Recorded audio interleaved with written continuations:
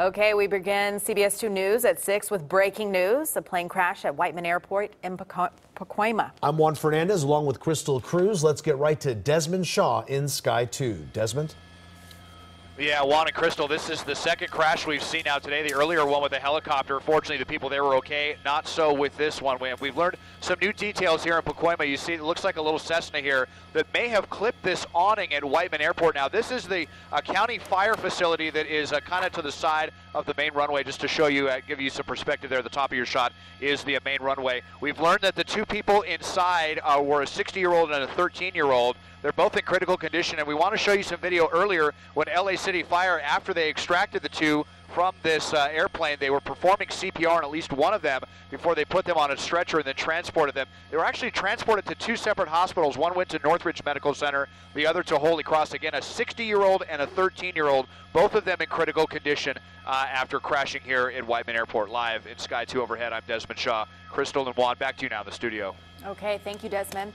And more breaking news, a Labor Day death investigation in Marina del Rey after a kayaker is hit and killed by a boat. Right now, sheriff deputies and the Coast Guard are piecing together what led up to the tragedy. CBS 2's Brittany Hopper is live in Marina del Rey with what they've uncovered so far. Brittany.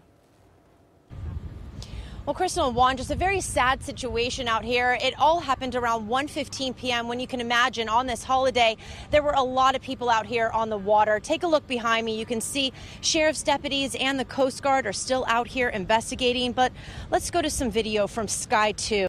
We don't have much information right now, but what we do know is that a kayaker was killed after getting hit by a boater at the north entrance south of the jetty.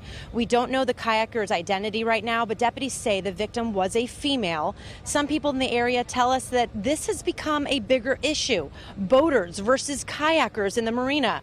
Now, we did talk with one family who were out here kayaking when this happened. Take a listen.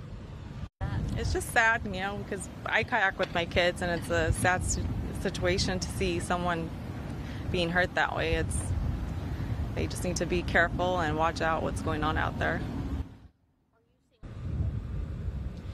Now, deputies tell me that there is no evidence that this is a crime. This just appears to be a very tragic accident. We are live tonight in Marina del Rey. Brittany Hopper, CBS 2 News. Thank you, Brittany. The search continues for 3 missing victims after a horrific head-on boat crash near Lake Havasu. 2 of them have ties to Southern California. CBS 2's Adriana Weingold is live in Ventura, where family and friends are holding out hope. Adriana?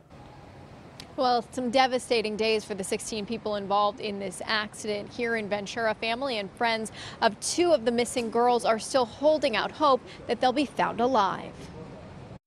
As dive teams continue their search for the 3 boaters still missing from a horrific accident on the Colorado River, family and friends of one of the missing, Kira Drury, are still holding out hope she'll be found alive. I love her, and I just wish for the best. The accident happened Saturday night near the Moabi Regional Park, about 290 miles east of Los Angeles at the California-Arizona border. Investigators say 2 boats collided head-on. A total of 16 people were ejected during the crash. 4 people were unaccounted for until this morning when 51-year-old Christy Lewis from Visalia was found dead. 3 people are still missing, 1 man and 2 women. Kira Drury from Ventura and her best friend Reagan Heitzig. The 2 posted these photos to Instagram celebrating the holiday weekend on the river. We don't know. No one knows what happened with Kira, but I'm hoping for the best. Kira's boyfriend Lance Nelson was also on the boat, but posted this picture the day after the crash of the 2 of them kissing with the caption, "Please come back, Kira." Now the community of Ventura is rallying behind Kira and Reagan, setting up a GoFundMe page as family heads to Arizona to wait for word from officials. And the organizers of that GoFundMe page say that right now the money will go to help the family stay in Lake Havasu until they find their girls. We are live in Ventura. Adriana Weingold, CBS 2 News. Adriana, thank you. A late-night shootout wounded 8 people during a night of fun at a San Bernardino apartment complex. One of the victims was just 17 years old. CBS 2 Inland Empire reporter Tina Patel shows us the aftermath as police try to track down the shooters. I don't know, this hurts. This just hurts. When Christine Roy heard gunshots ring out last night, she was worried about her 10-year-old son, who was hanging out in the courtyard of this apartment complex. He was not injured in the shooting, but police say 8 people were, including a 17-year-old boy. It's not the greatest neighborhood, and things do happen, but something like this, at this magnitude, it don't happen like this over here. Investigators say a group of people were playing dice just before 11 p.m. when someone opened fire on them.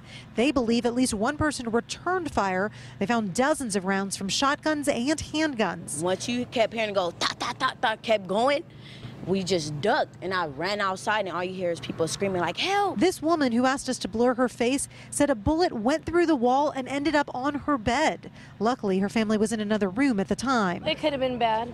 Thank God, God was on my side this time, and my kid's side, so everybody's okay. Even though there are security cameras on the building, right now police don't have a description of who did this or how many people were involved. They say witnesses have not been cooperative. I'm sure that there are those that fear that maybe, nobody can protect them and that kind of stuff, but we can't solve crime or do anything unless somebody is willing to step up. Roy says although she didn't know any of the victims well, she'd seen them around the neighborhood. She hopes someone comes forward to help them get justice. I really wish somebody would, because a lot of people have been hurt. A lot of people have been hurt, and I mean not just mentally hurt, physically hurt. Some people tell us the shots happened so quickly they couldn't see where they were coming from. They don't know if the shooter was in a car or on foot. Police say anyone who has information should come forward, and if they feel better, they can do so anonymously. In San Bernardino, Tina Patel, CBS 2 News. A Labor Day protest and arrests in Downey.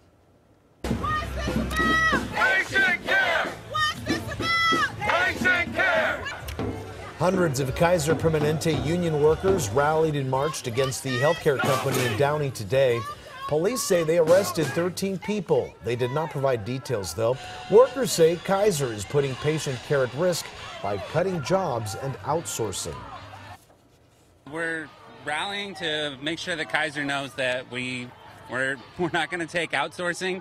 We're not going to take cuts to healthcare. We want a contract, and we want it now. Kaiser is one of the largest employers in California, and because of that, we feel they have a responsibility to provide the best care possible. And the way you do that is by continuing to employ workers that have experience.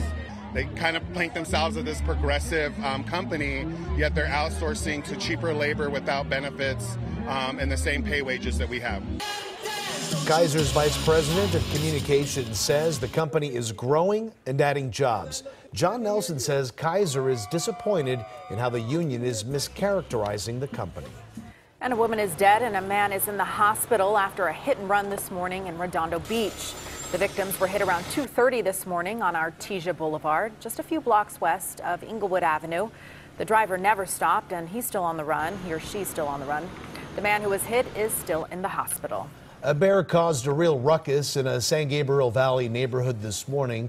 The bear was tranquilized along the side of a house on Catalpa Road in Arcadia. That's just off the 210 freeway near the LA County Arboretum. The big guy weighed between 300 and 350 pounds, but before he went to sleep, he caused quite the stir. So I'm like running. I shut the windows and I'm looking out like, where's the bear? Then I saw it walking. And I went, oh my God. Then I ran and got my phone. And I'm trying to film it, but I wasn't very good at it. I filmed it like the trees instead of the bear. Exciting morning there. The bear, though, has now been taken away. Labor Day marks the unofficial end of summer. It's the last 3-day weekend before everyone rolls back their sleeves up and heads back to work and to school. CBS 2 Orange County reporter Michelle Geely shows us how some people enjoyed their day at the beach. Beachgoers in Orange County are getting the most out of their holiday, swimming and sunning late into the day.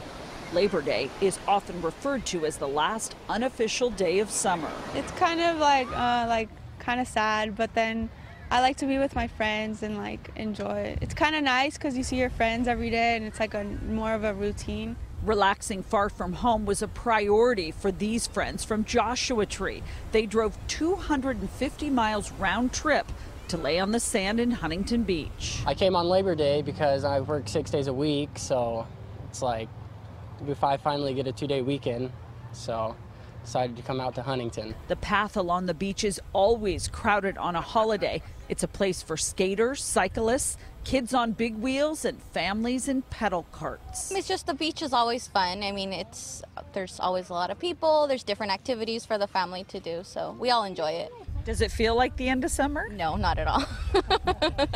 Brooke Foreman was one of the few at the beach who was working on this Labor Day. The Ocean View High School student is shooting a video in the hopes of getting elected president of the freshman class. What's important to us is that we get our message out and for all the freshmen to know that your voices will be heard.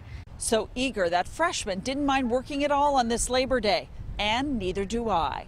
In Huntington Beach, Michelle Geely, CBS 2 News. LA has a celebration that lasts all 3 days of this holiday weekend.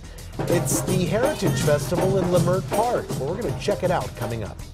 Plus, thousands of local union members and their families deliver a strong message at this year's Labor Day parade. And it wasn't a bridge too far for these military men and women to run. They actually conquered it. Garth? Juan, will we hold on to it? Whoa, look at that out by Malibu. Some clouds moving in. Your forecast coming up. Is there something in your community that David Goldstein should investigate? Email your tip to goldsteininvestigates@cbs.com or call the Goldstein Investigates tip line at 818-655-2442.